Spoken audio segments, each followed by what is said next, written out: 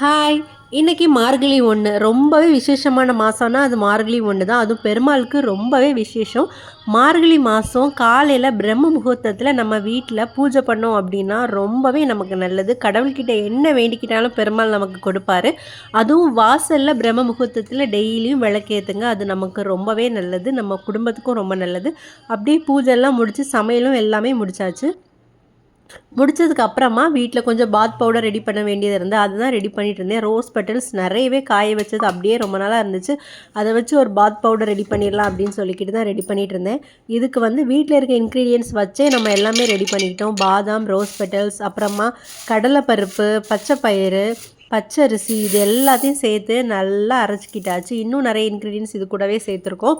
எல்லாத்தையுமே நல்லா பவுடர் பண்ணி எடுத்துக்கிட்டு, அது கூடவே பூலாங்கழங்கு மாவு, அப்புறமா முல்தானி மெட்டி இதெல்லாம் சேர்த்து மிக்ஸ் பண்ணி